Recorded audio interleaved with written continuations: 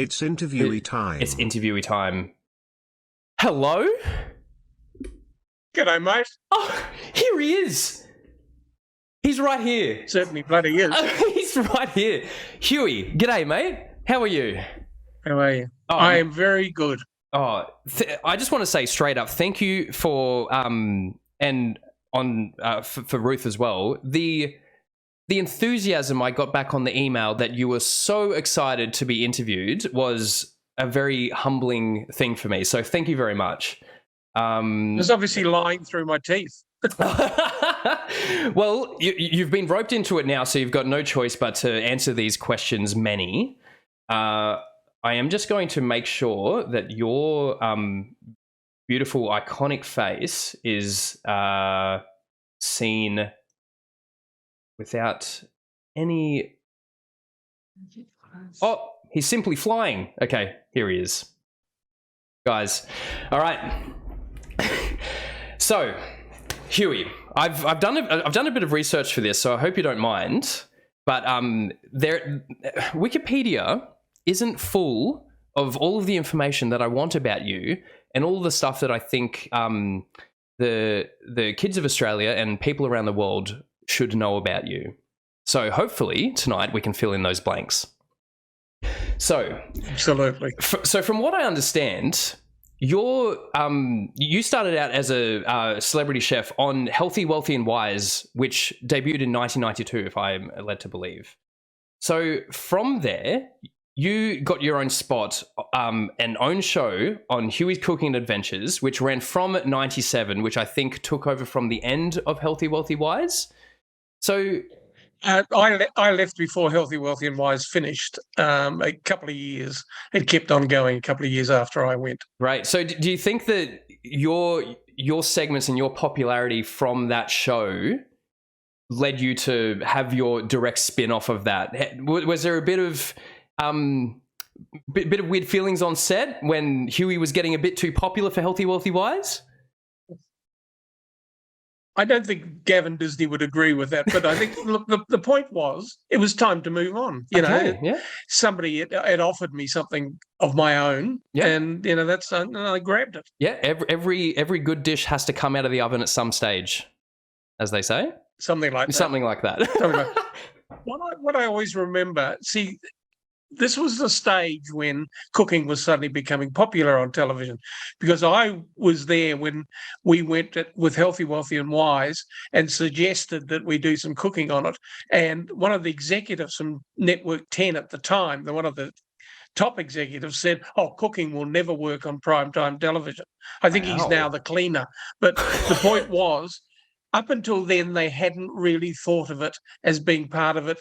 Fine for ABC, fine for SBS, but, Network 10 or 9, I think. Now, look at the change now.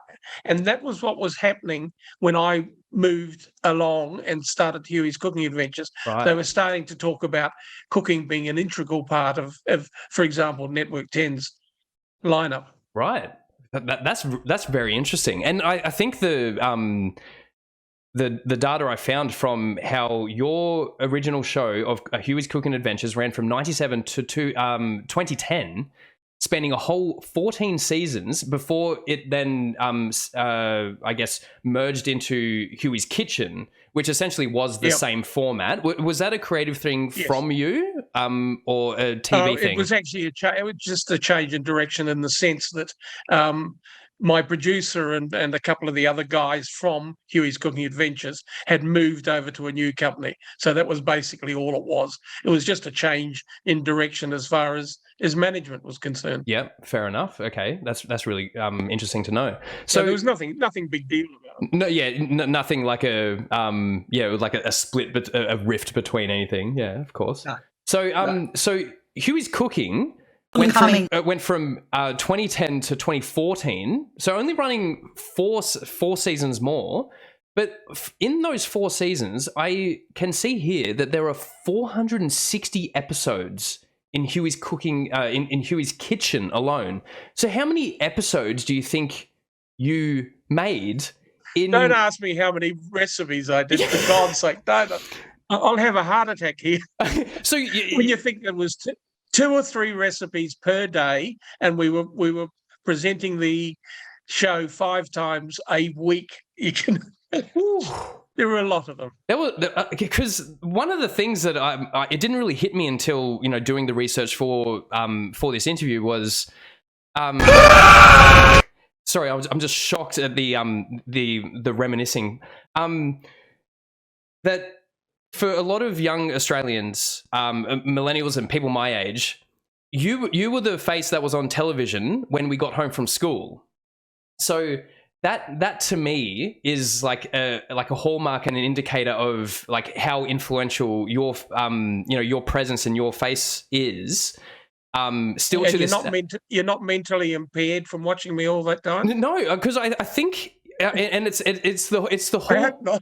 It's the hallmark of your presence that is like the fact that you can go to Huey's fabulous fast food for one or two on YouTube right now and chuck him a sub, is that your same personality, your same like presence is there, unfiltered, and like the rants and like the stories that go on 5 minutes before you even talk about the food is so amazing to see, that I think that's when people go like, oh yeah, Huey, like, everyone reacts the same way when they recollect you.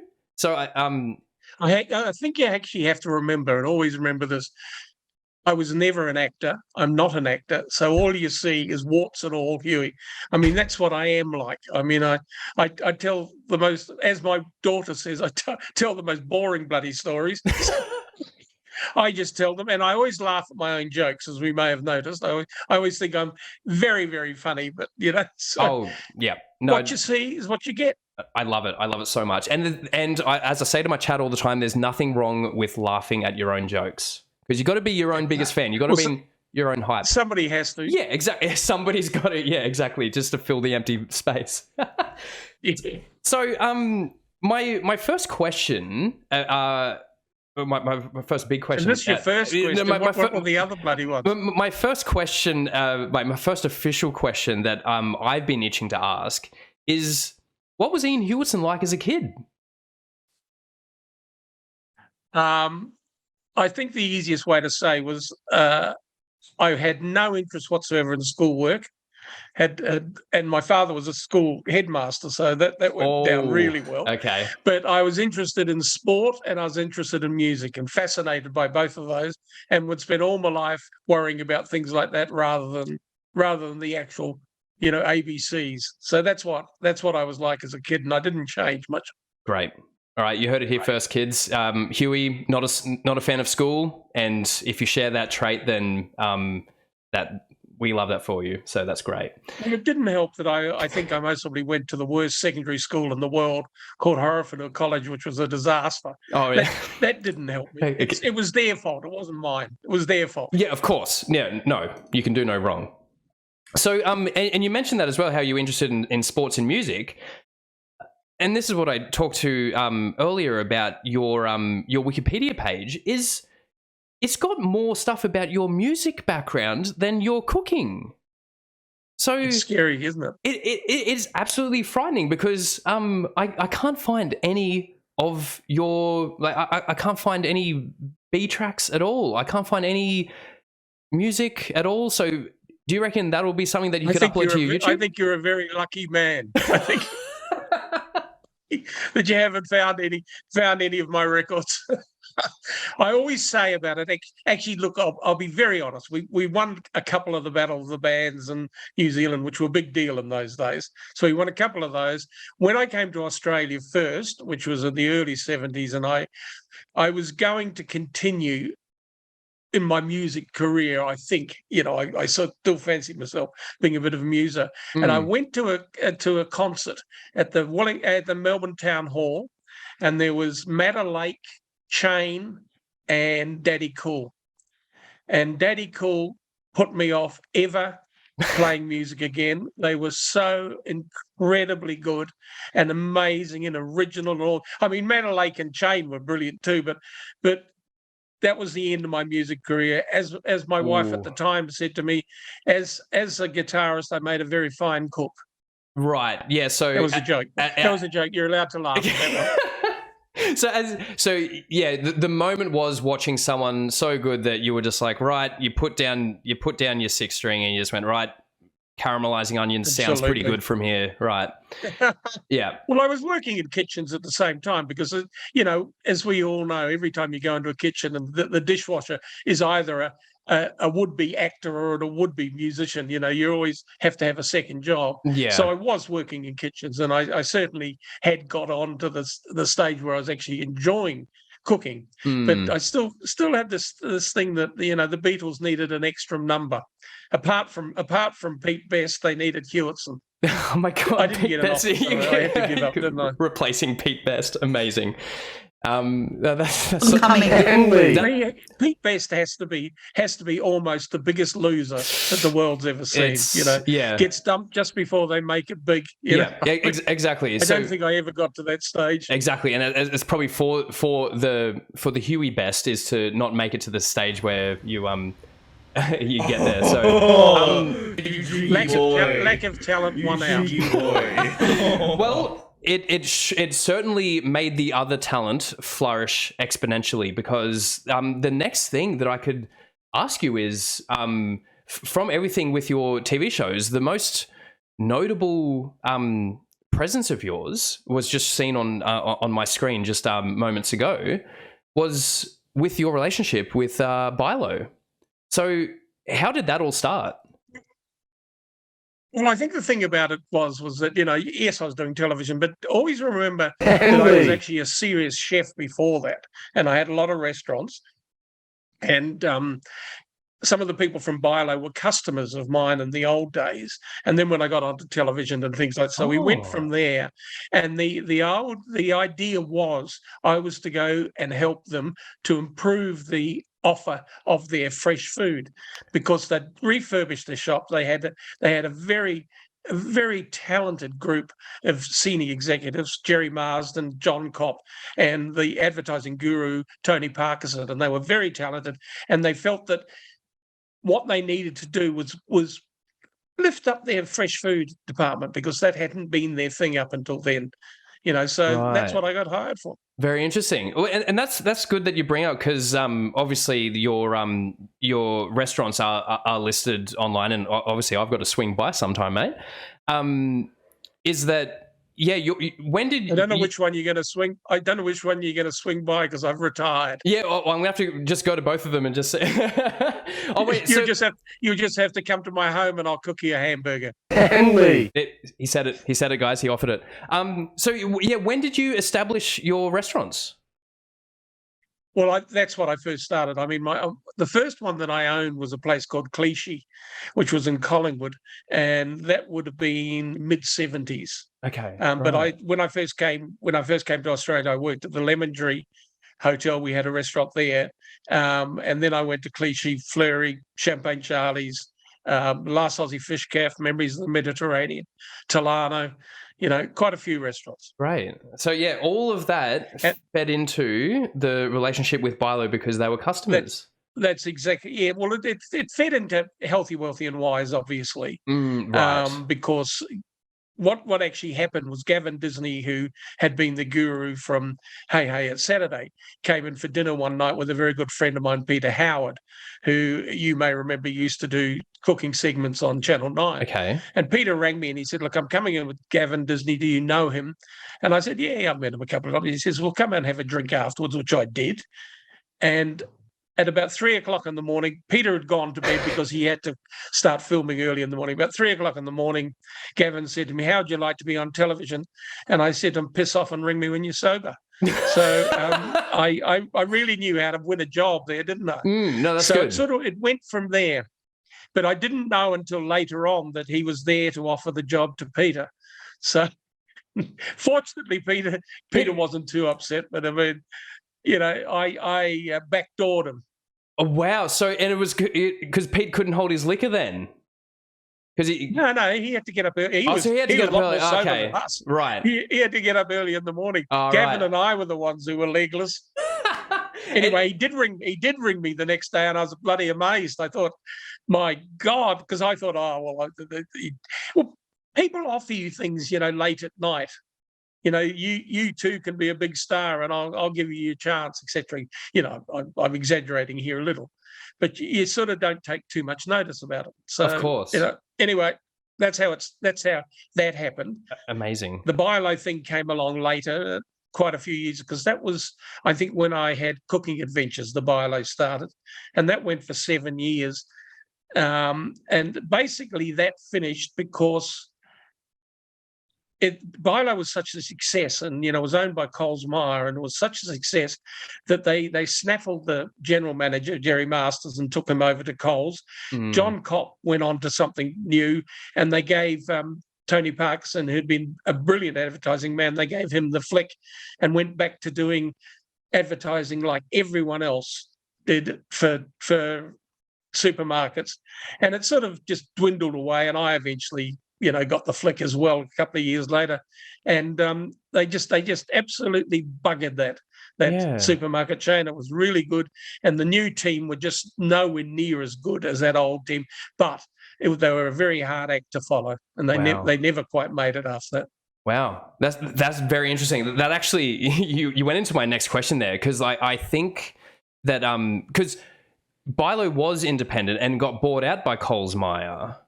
So the Bilo was always owned by Coles. I mean, originally I think it had started in South Australia as a very small operation, and they bought it, many years before. Okay. But it had always been a Coles Myer operation. Yeah. Yeah. Right. And so I think it was called.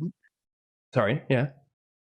I think it was called Newmart over in Western Australia, because there was a Bilo store over there. But anyway, very interesting. Yeah, so it seems to be like with their long time acquisition, then their slow kind of it just seems like they converted all the Bilo stores into Coles and got rid of that. Yeah, as they you buggered said. It, mate. Yeah, they buggered it.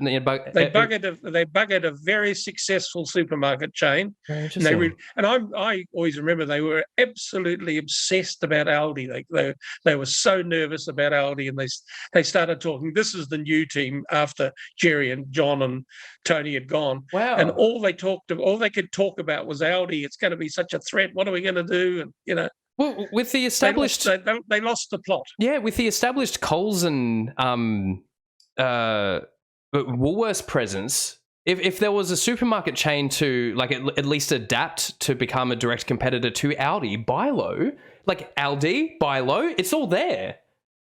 And I think the thing about it is, and I can remember suggesting to them at the time, is if you're so worried about Aldi, you're a discounter, which Bilo was a discounter, and their prices were a lot cheaper than Coles, for example. And I said, you advertise the fact that you do the brand name thing, because look, I'm a man. When I buy cornflakes, I want Kellogg's, and when I buy things, I like the brand names. Now that's not an Aldi thing, and they do absolutely brilliant house brands. I'm not knocking them, but I said advertise the fact that you are cheap, but you have the brands that everyone wants. Now they wanted to take Aldi on head on and start doing all their own goods, and they weren't very good at it at the beginning. But I mean, Coles has improved dramatically. It's a good supermarket these days. It wasn't quite as good in those days, but now it's a top operation. Yeah, very interesting. That's so funny. I do want to ask before Bilo's disappeared. Yeah, and it's very sad, because a lot of people are reminiscent about Bilo and then realizing that the final Bilo independent store actually closed only back in 2017 in Queensland, I believe. Oh right, I didn't know that. It weathered the storm for quite a while until they were forced. Once I got the flick, I had lost interest. Yeah, of course, because they had a great campaign there. Extra value for you, and what's the word, Huey? Yeah, people used to yell it out to me in the street. I mean, it was great. Well, when they got rid of Tony Parkinson and they changed that, I thought, oh, that's the end, and it was. They were stupid, absolutely stupid. Yeah, what did they change it to? Why pay more? And it was a faceless the same. Yeah, tag, and it used to have a lot of character with you coming out of the corner. I was just wondering, and you please don't feel obligated to do it, but could we have an updated and me? No. Anything else you'd like? Well, it was either that or You're My Little Pog Champ. What's that? What was that? We've got a request in here for Ian Huey Hewitson to say, "You're my little pog champ." What does that mean? It means like I'm proud of you. It's a foreign language. Yeah, well, it's essentially yeah. You don't know, do you? No. I do know. Yeah, it's like I'm proud of you, or like, you know, you're my friend, and I love and respect you. I have never heard that. No? But if you would like me to say you love my little pog champ, you would definitely are. Oh my God. Am I supposed to blow kisses then, am I? A big kiss at the end would be great. We'll leave it silent for you, and we can get this done. You're right. You're on, Huey. My darling, you're my little pog champ. I hope it's a girl. This is for everyone. It's all inclusive. Not for everyone. Yeah. All right, then, everyone, you're my little pog champ. This is pog champ. Yeah, pog champ. Pogcham. Yeah, like, yeah, pog champ. Let's go. Huey did it, guys. That's great. That's an amazing sentiment that you've just said there. So thank you so much. Well, can I just say one little thing, Chris? I've learned something tonight. Oh, that's what I have never heard that phrase ever in my and you're never going to hear it again. So just basically... Yeah, and I'm never going to say it again. Yeah, no, thank you very much. No, we can move on from that now. So... Anyway, I did want to ask, because I found this in my research and I thought it was quite a little a scoop. So I did mention that the last Bilo store closed in 2017, but specifically on the 30th of June 2017. And it was only 2 weeks later, on July 14th, 2017, that you started your YouTube channel. Is that just a coincidence? Oh, really? Yeah. Yeah, no. There's just a coincidence. I didn't even know Bilo was still going. I thought it had long gone before that. Right. I was just wondering if there was any underlying like contractual thing. As long as Bilo was still around, Huey couldn't have his own. No. Amazing. Yeah. I didn't even know. I thought that all long gone. I have to be honest. I really did. Yeah. Yeah, they just couldn't be bothered changing the signs out the front, I suppose. Yeah, exactly. That's probably it. So, moving on. Oh, he's ejaculating everything. We'll just wait for chat to catch up.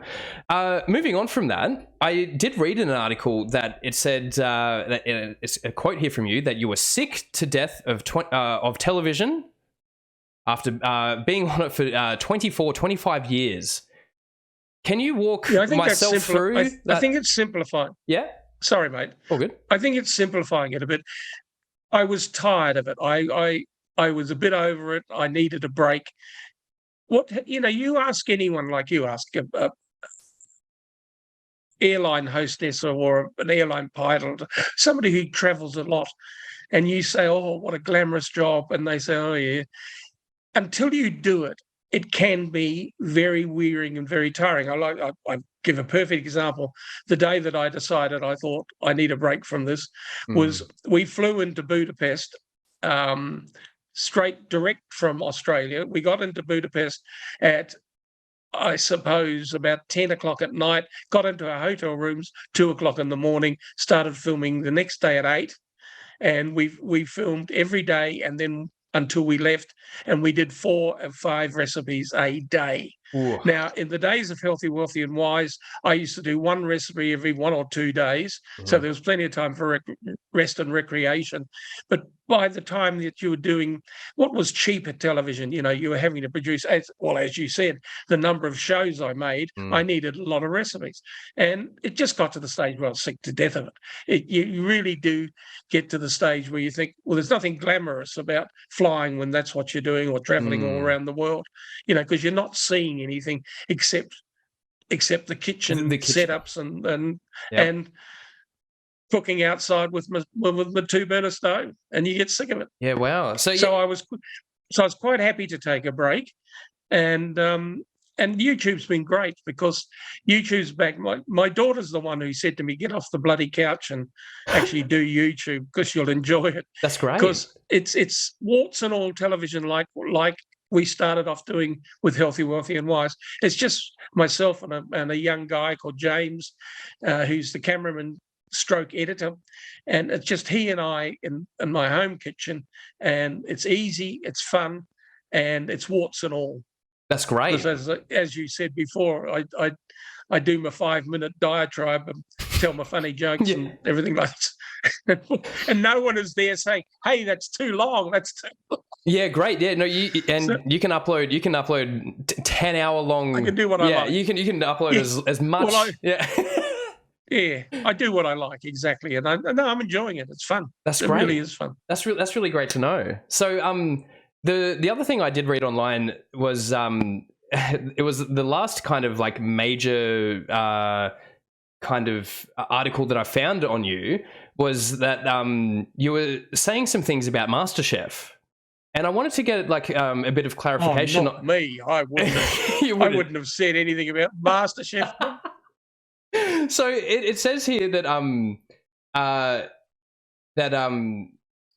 you were a major critic of like what MasterChef does to the I guess the meaning of cooking, and I guess bastardizing what the importance of like, you know, cooking and like, you know, having a good relationship with food, where MasterChef kind of you know, ruins that and puts on this very heavily produced spin on it. So it says here that a lot of people were trying to tell Huey to be a judge, and I just wanted to know, are you waiting for the change.org petition to get you on there? I actually, when they put in the new judges, there was a sort of a thing in the paper talking about the judges they should. And Peter Russell Clark and I, he's an old mate of mine, he and I got quite a good mention. So I wrote to The Age saying that we were ready to do it, and it would be a lot cheaper because instead of having to pay expensive judges, we'd get the guys in the front public bar to do the judging of the cooking competition. And I was a bit surprised that I didn't get a phone call saying come in. Well, but back to your original thing. I've never been that critical of MasterChef. You know, people get a bit excited when they write articles and things, but the main thing about it is I always felt that it was a game show, not a cooking show. And there were very few recipes that the kitchen virgin or even a talented home cook could actually reproduce. I mean, so to call it a cooking show was maybe wrong. Call it a game show and have a bit of fun with it. Yeah, fine. Right. But the other thing that I did say is they most probably did need a change of judges. But I said at the time, and I still stick to it, is that Matt Preston would be sorely missed, and I think he is sorely missed. And I'm not that mad keen on the new panel of judges. I don't think they've done much for it. Even if the girl has got nominated for a gold Logie, just shows you how desperate we are for Australian talent, doesn't it? Right. Yeah, that's a good point. I didn't say that. I mean, I'm not a watcher of MasterChef, so I wouldn't be able to. No, neither am I. But I love your idea for the format. But I think it's well produced. I think the point is it is well produced. I think the production company are very clever and they keep reinventing it. But how many times can you bring back sort of the old people who were popular and try to revamp it with that? You know, I didn't say that either. No, of course, no. Just went mute for a second. It's fine. No, we've got him back now, guys. I love the idea about getting a bunch of chefs to make dishes and then give it to people who are like either 1, 3, or 6 drinks down and see how the dish goes after a certain number of beverages. Because, you know, maybe... Can I tell you that Yeah, go for it. Sorry, mate, go. No, I was just like, maybe we can tell the difference. Yeah, years ago, we did a segment with some guys called the Parma Boys. And they had searched for Victoria's best Parma. And we went to the pub that won the prize from them, and you know, the Parma was fine. But I thought it was, you know, maybe not quite my style. So I decided to whip up my version, and I got some free-range chicken, and I made the most beautiful tomato sauce with a bit of, with fresh tomatoes and a bit of chili in it, and some nice basil and things like this, and I put some wonderful cheese on it, some Comte Gruyere on the top, and everything like this. And the people in the front bar absolutely hated it. How dare I put spice in? Oh, come on! And it was far too small. Too small. So when you say that the public bar is the arbiter of great taste, I don't know if it's quite true. Well, it's, or maybe they are a different taste. Yeah, it's maybe they know. Something else indeed. That's great. So yes, speaking of different people's tastes and getting into food, I think we should ask some food-related questions. I want to know. God. I want to know, Huey, what's something you wish more people did or had in the kitchen? When I say did, I suppose the thing that gives me the irrits is when people use metal spoons and tongs and things when they are sautéing. Because it always reminds me of, when you were a kid and the scratching of the chalk on the board always used to go, you used to sort of cringe. Well, I always cringe. I think a wooden spoon is what is to be used when you're sautéing, stirring, whatever you're doing. So I think that's the one thing that really does give me the irrits. Right. Wooden spoons in chat. Guys, put that on the shopping list. Oh my God, I'm thinking menu because, oh my God, when you were talking about making that parma, woo, I still need to finish the dinner that's right next to me. You've I guess it just goes to show exactly your point about what people had in the kitchen. My next question was, what is an underrated kitchen utensil? But I guess I can rephrase this. Are you an air fryer guy? No. No. Ooh. Far too bloody healthy. All right. So, what is instead of having an air fryer, what is a kitchen appliance that everyone should have that everyone might not have? I think the microplane has been amazing, which is the hand grater. I also think people keep saying, oh, I can't be bothered chopping garlic. So a garlic press to me is good. But I do think, I suppose, at the end of the day, a set of good knives are absolutely essential. And when I say a set, you really only need 2 or 3 knives. You don't have to have 400 of the bloody things, so 2 or 3. But I think that's essential. But I do like the microplane. I don't know whether you've seen it.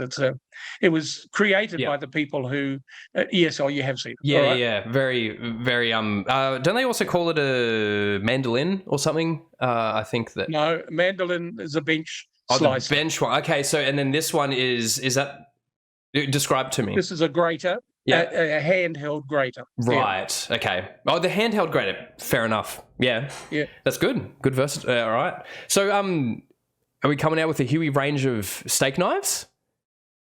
Got to get on this, mate. Come on, Huey. We did have a Huey's Kitchen range, which was done in conjunction with Mistral and with Target, and that sold quite well for a while. But it's the old story: is you get to the stage where everyone's interested in the new thing. So I suppose there's a MasterChef range of knives and things like that. So I can't be really bothered getting into that again. But we did that for a few years, and that went quite well. Right. Really did. Okay. All right. I wonder. I still get. Yeah. Sorry, I still get phone calls from people saying my grater is broken down. Can you replace it, please? I think they want a freebie. And it's like 10, 15 years old. At least. Yeah. Yeah, that's being generous. All right. So what is I send them a new one. What is your favorite comfort dish that Ruth makes you? Remembering that I'm originally a Kiwi, I have to also still say that I adore a roast leg of lamb with lots of roast veggies and the good old-fashioned mint sauce. Now, I know people sneer at mint sauce, but I like it. I do, and that would be my favourite. And then I suppose I would follow it up with, as our mothers used to do, is with a shepherd's pie made with the leftover roast veggies and the leftover roast lamb, and even with some of the mint sauce in it as well. So those would be my two real comfort dishes, my comfort food.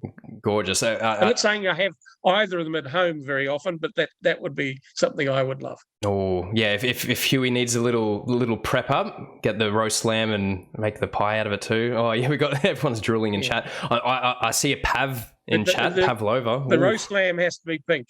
The roast lamb has to be pink. Okay. Not overcooked, please, guys. Okay, guys, you can mail your pink roast lamb to Iain Huey Hewitson. Yeah, PO box. Hopefully, actually, I do remember years ago we bought a restaurant called Tolano, and it had been owned by George and Mirka Mora, and Mirka's a very famous Melbourne artist. And George, we had been a restaurateur; they'd owned other restaurants, and he decided to put mussels on the menu. So he had a friend who was supplying with mussels, because in those days they weren't farmed and they had to be dredged from the bay. Anyway, so he decided to send out a couple of mussels to all his customers to tell them that he was putting it on the menu. But the problem was he sent them out on a Thursday, and that's fine. Right. But people who, if he had a business address or they weren't home for the weekend, they arrived at home on the Monday. To find their house stinking rotten seafood. Oh. So it wasn't the best promotional episode that it's ever seen. Rough. You can smell it, can't you? Now. Yeah. Now, can I ask a question? Oh, if you've got an itchy nose, now I'm talking about outside. Okay, yeah. If you've got an itchy nose, does that mean you're going to come into money? Is that what happens? No. The old saying. I hope so. You have no idea what I'm talking about. I know. Coming. Anyway, we'll leave that to your audience. No, we'll leave that to you. Stop playing with your nose. Yeah, no, it's fine. It's it's been a long quarantine. Is all I'll say. Okay.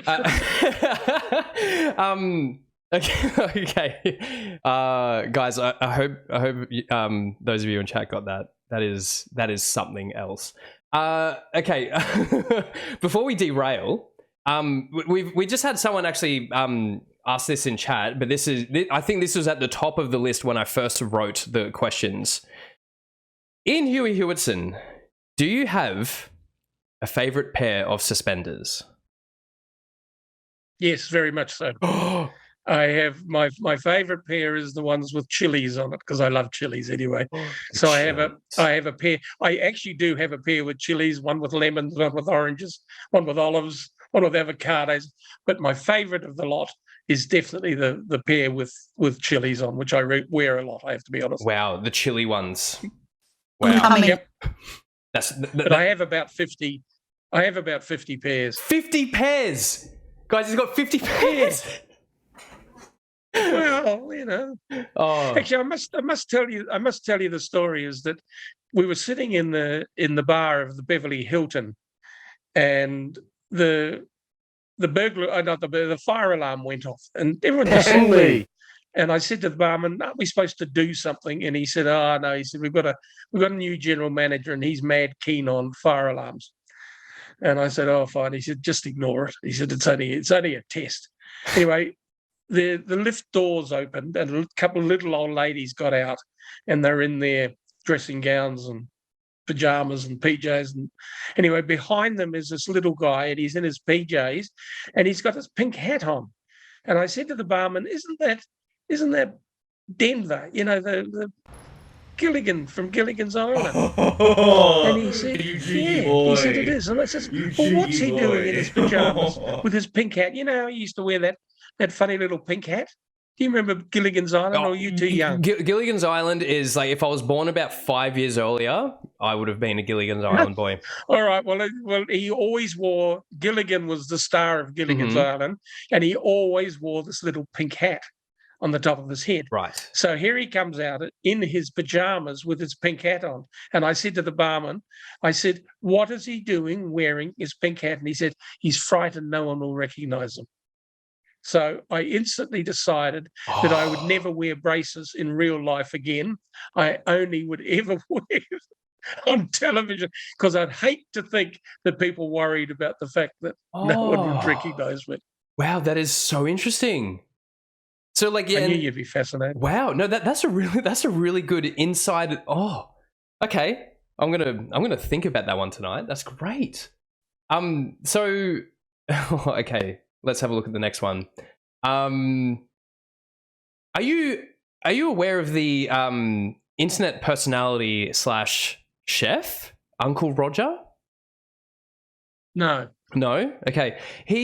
No. He's a bloke who he reviews people's fried rice and critiques it from a culinary and like traditional point of view. Do you have a fried rice recipe on Huey's Fabulous Fast Food? No, I don't. Ooh.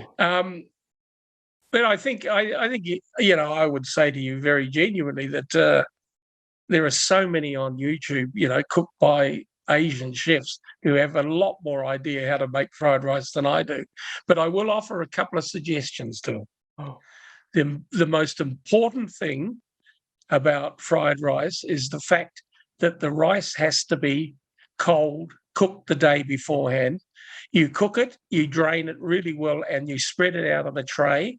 The next day you make the fried rice. You never make it with freshly cooked rice. Ooh. The other thing is, if you want an egg in it, you just whip up the egg. You get the pan or the wok very, very, very hot before you put the egg in it, and you just swirl it around and pull it out when it's sort of semi-cooked.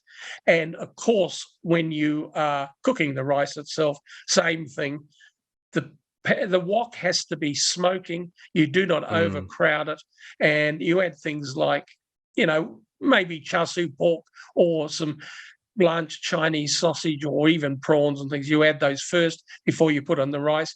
And there is a secret. When the rice is ready, because you keep on stirring it, you add a little bit of sesame oil, a little bit of soy at the end, the spring onions at the end. Ooh. And when it is ready, it starts to sort of pop around the edges.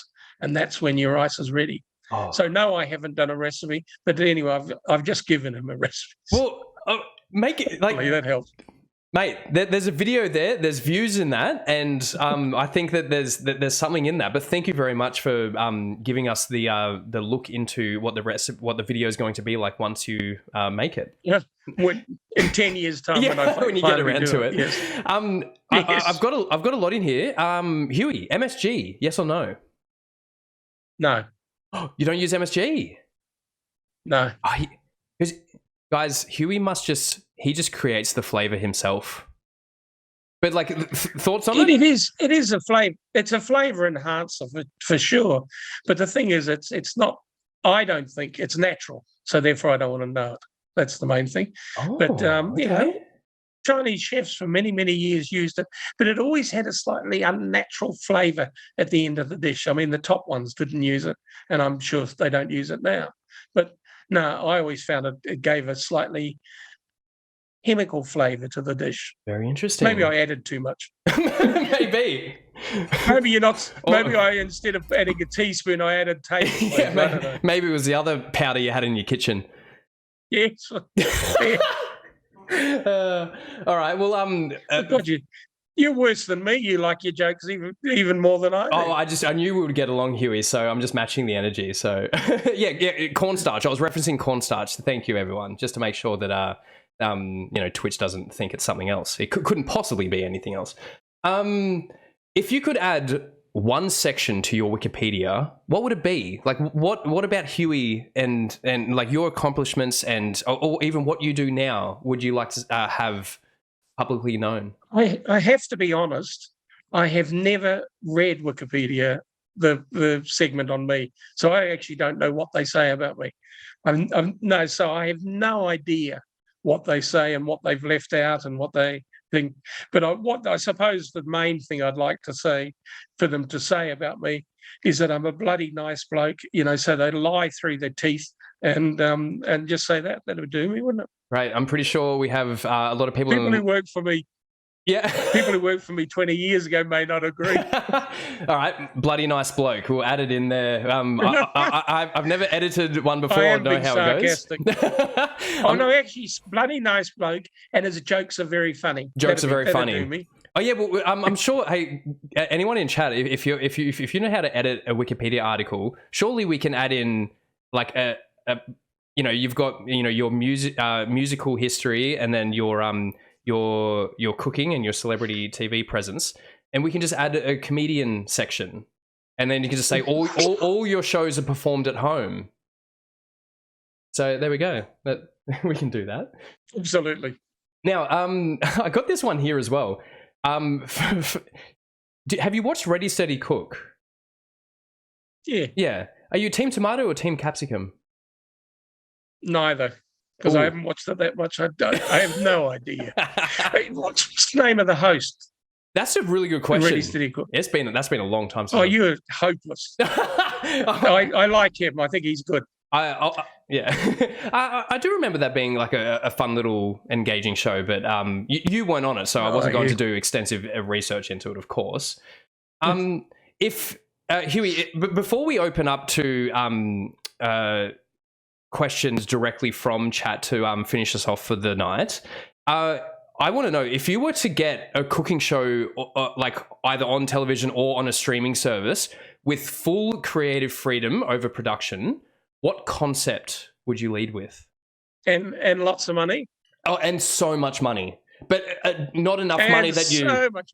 Yeah, I'm not talking about for me. I'm talking about for producing it. Yeah, I would love to do a show called The Culinary Wizards of Oz, where I would go all around Australia, because there's a lot of Australian chefs all around the world now who are working in different places, whether it be London, Paris, Hong Kong, wherever it is. I would love to do segments with them, calling it, as I said, The Culinary Wizards of Oz. And I would love to do segments with them, and you would go into their kitchen and you would talk to them about their background and how they ended up, as I said, some of them in Paris, cooking in restaurants in Paris, which I think is pretty amazing. And you would then get them to do a couple of their specialities. So that would be my big budget number. And I would love doing that. And you would test the food. I'd even get on a plane to do it. Yeah, and you get on a plane. Yeah. How do you reckon you would go as far as like someone as notable as Gordon Ramsay, and the way he works with chefs, and how famously hard he is on chefs and their recreations and their dishes? Would you think you would be a pretty hard ass food critic? I'm not a bully, mate. Gordon Ramsay's a bully. I'm not a bully. Never have been, never will be. I love some of the TV chefs, but he gives me the shits. He really does. Amazing. So we need, we've got... Should I say what I really think? Should I say what I really think? Yes. Henley. No, I did. I think I did. No, of course, but that says it all. So thank you very much. Now, I'm just going to make sure that I'm not missing any questions we've got here. I'm not asking that. Does Huey ever think about the surprise chef? I don't know the surprise chef. Do you know the surprise chef, Huey? Oh, I remember the surprise chef. No, I don't think about that. No. Oh, and that was the question. So Huey never thinks about the surprise chef. No. Yeah. What's your best and what's your favorite spicy food? Oh, hey, we could go on for 9 hours about that. I mean, I love Indian, I love Thai, I love all Asian foods that has spice to it. I certainly love Moroccan, so we could go on for hours. Okay. I love food with flavour, and I certainly like chilies, and I like anything that's got a kick to it. A kick, okay, great. Anything. In your prime, do you think you could have taken Don Burke in his prime in a fight? Well, see, I think Don Burke's show changed dramatically when Healthy, Wealthy and Wise turned up, because up until then, his show had just been gardening, and once Healthy, Wealthy and Wise turned up and started doing all different things, you saw a change in Don Burke's show. But I think that's an interesting question. Well, yeah. Do we want punch up out the back or something? Well, is that what they're talking about? I'm even thinking, maybe you can have, does it include weapons? Like, do you have your like pan and knives, and like, does he have like, a pointy rake or a wheelbarrow as well? Like, what's the go here, guys? But a wooden spoon. Maybe a wooden spoon. You'll get him with the wooden spoon. Wouldn't even make a sound. Wooden spoon and my microplane grater. Well, wooden spoon in one hand, microplane grater in the other, and he's allowed a trowel and a fork. Huey, I anticipate a Photoshop of you and Don Burke in the ring with a wooden spoon and that grater in your hand, and it's going to. I'll send it to you when it's done. So with that, it'll be the next big thing. Yeah, exactly. Because that there's YouTube like boxing like for charity, right? So would you ever consider that? Oh God, no! I'm a little bit old for that. No, that's okay. Maybe 30 years ago I would have, but Jesus, no, no. I'll leave that to Sonny. I'll leave that to Sonny Bill Williams and his mates. All right, but we'll get you for a commentator for it though. How about that? Get the Aussie content creators, punching on, and Huey calling the shots. Okay. I'll hold my breath. All right. So apparently, a Kickstarter is hopefully in the works to get you and your show being produced, because we love the idea of the Culinary Wizards Wizards of Oz. Was it? Yep. Love it. We love it so much. Huey. But talking about that, before I go, can I just say one little thing? Of course. All you people, you must join up to Huey's Fabulous Fast Food for 1 or 2. It's free, lots of recipes. We put a new recipe up every 2 weeks, and it is a bit of fun. And you get disenfranchised if you don't laugh at my jokes. Well, I think that's perfect. Yeah, Huey, I've got your graphic up here right now. Huey's Fabulous Fast Food for 1 or 2. Okay. Go chuck Huey, subscribe over there. Huey loves engaging with all of the comments. You must have the highest reply rate I've ever seen on YouTube. I see you read all of the comments. Yes, we do. He certainly is. So you bloody should have. If somebody takes the time to email you or write into you, you should answer. I know, I really believe that. And can I also say, out of all the chefs, and he used to do it very much so, my favourite of all time was Keith Floyd, who I thought was very funny, but he was a true professional, and he really genuinely, he read all the comments, he answered them, and they were always very funny and very witty, and I would hope that I can do the same, except I'm not as funny as Floyd, but anyway, I'm working on it. Amazing. I just had an amazing comment in here saying, did you ever consider calling your YouTube channel Huey's Fast Food for You and Me? No, but that's a good one. Yeah. Oh, I like it. He liked it. He liked it. No, but Fabulous Fast Food for 1 or 2 is great. I love watching your rants in there, and I love listening to your rants first of all, but the food to follow is an absolute treat as well. So if you wouldn't mind, Huey, is it okay if I think on it and then email you a request for a recipe sometime to do as a video? I'd love to hear and see your take. No problem. Oh yes, guys, we can think on that. Egg fried rice will be the first one. Oh yes, I love it so much. Okay, all right. So yeah, Huey, you've been an absolute pleasure to talk to, and thank you so much for all of your time. Please pass along a massive thanks to Ruth as well, who I'm sure is right there next to you. Thank you so much for taking on the questions and giving us an amazing insider knowledge of the past, what you used to do on television and what you currently do, and how we can support you. So we'll see you over on the YouTube channel. All right. Lovely to talk to you. Cheers, mate. See you, mate. Bye. Yeah.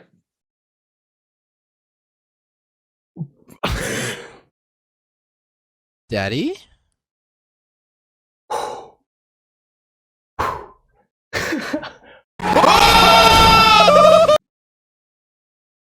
Thanks, Walkerman.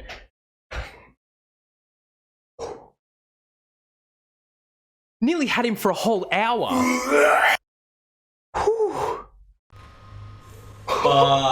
Dude. Literally me. Literally.